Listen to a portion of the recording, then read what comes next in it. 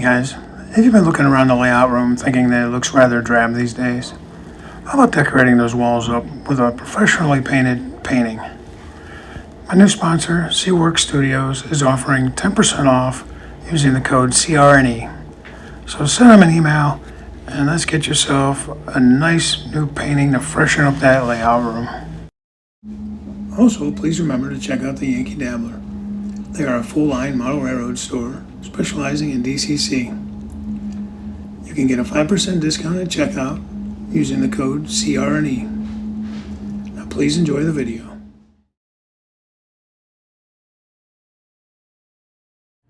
Hey guys, welcome back to the Crooked River and Eastern Railroad. Today I'm going to do a follow-up to my video I did several months back when I made the plaster rock castings. I've finally just now gotten to a point where I need to start painting them. So I'm going to do a video here showing you how I do that. So stand by, I'm going to turn the camera and we'll get going. Okay, so here we have our rock mold. A Woodland Scenics rock mold. I use plaster of Paris for it. Started out just like a gray wash. It's probably about half paint and half wash. With this pewter gray, just apple barrel paints. I'm not using anything fancy. I'm going to use a little bit of a green here. This is a English ivy. I'm going to use a little burnt sienna. I may dab in a little raw sienna. Possibly a little touch of yellow here and there. And then a little burnt umber as well. What is called like a wet wash type technique. You want to keep the rock mold wet. Let's get started. Wet this all down.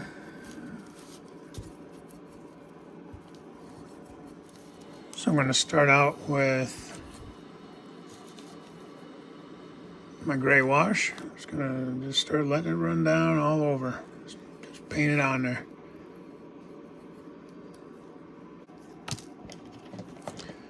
So the water just soaks right into that plaster.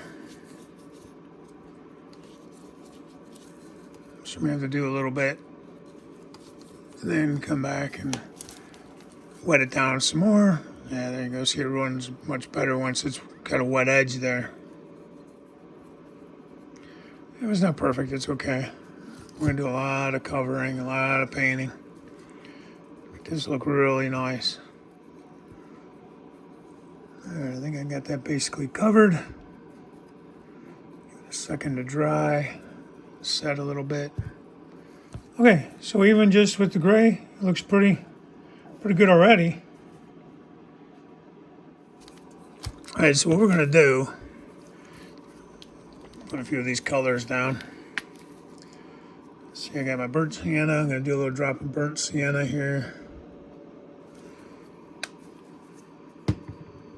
And I like the raw sienna as well. And of course the burnt umber.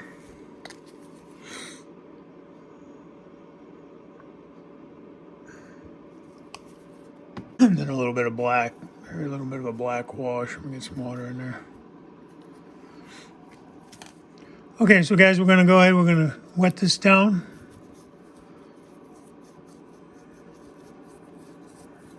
And I'm going to take some, I think I'm going to start with the raw. Or excuse me, I'm going to start with the burnt sienna, I think. So I'm going to just put a little dab here. Let me go over there where it really soaks in quick. I can kind of try to hit the faces here a little bit. Now you gotta be kind of quick, so you don't want to let it dry. And we're just gonna kind of keep using the water, and we'll just blend it in there.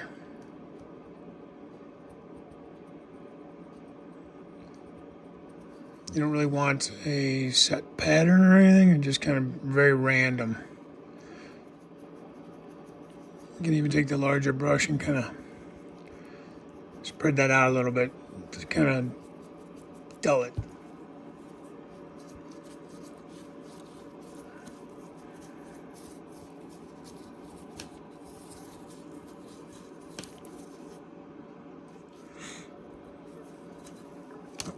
don't want that brush. Let's go with this brush. I'm just going to take the water and kind of just blend it in there. I'm just trying to get a like a tone. Trying to change some of the color of the gray so it's not all straight gray.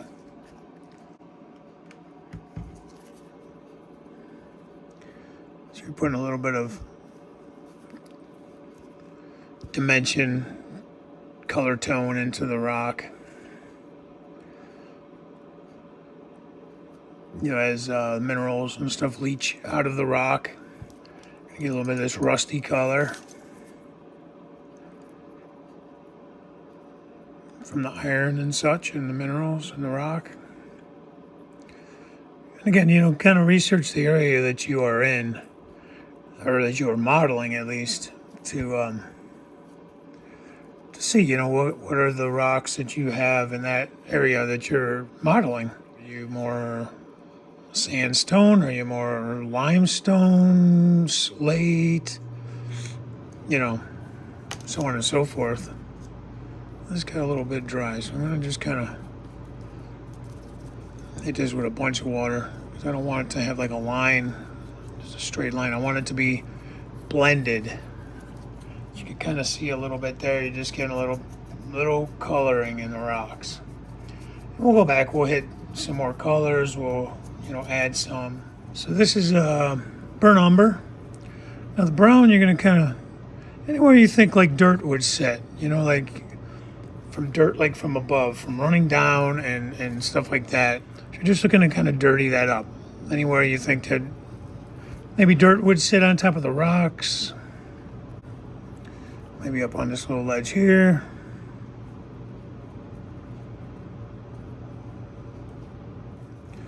And it's okay if you get a little too much or whatever, it's just totally fine. There's really no mistakes in this. The more you put on, the darker the colors are going to be, though. So if you want rocks that are a little lighter, just be aware of that.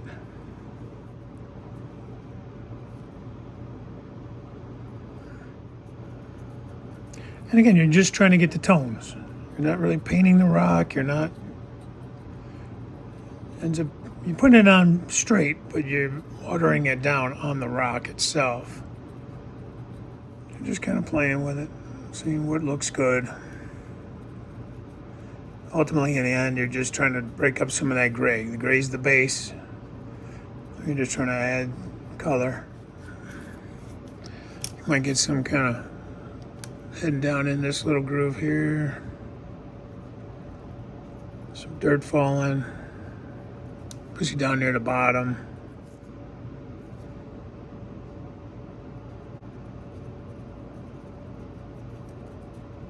Let's add a little bit of this raw sienna.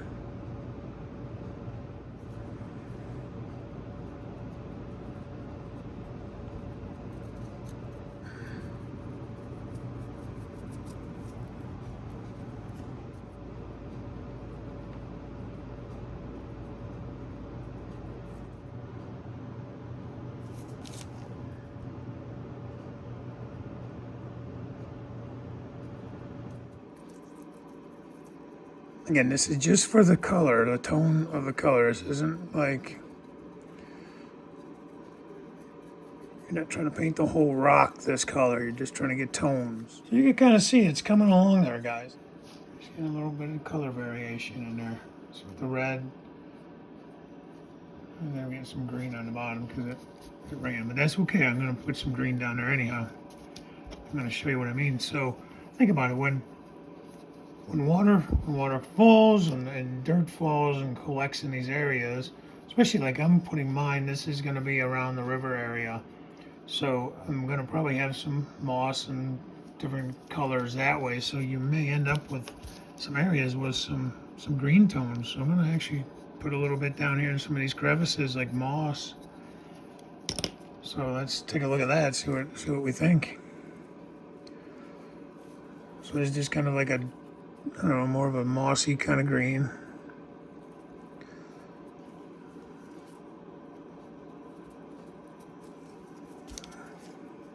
And some brown in there with it because I don't want it to be green. And we'll take and we'll just water the heck out of that.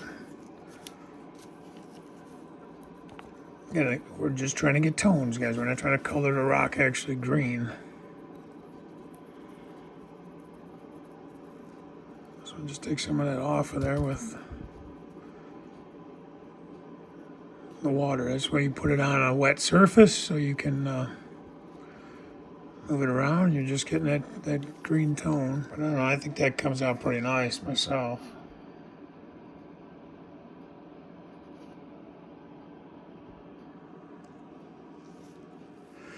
So it does a lot of dripping, guys. So that's why I say if you're doing it where you're already on the layout, you want to really be careful and cover everything down below where the water's going to drip.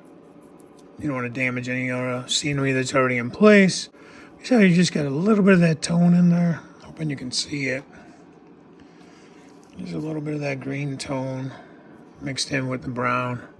And if it gets a little too much of one color or something, you can always add a little bit of gray wash or different color wash on top, just to kind of tone that down a little bit.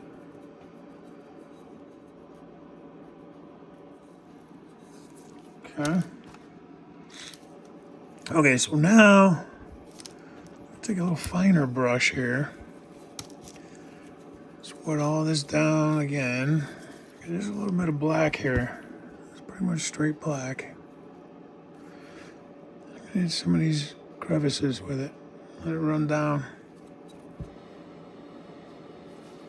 So you want to hit anywhere you're going to have like shadows, where you want the rocks to have shadows. But I just really like the way that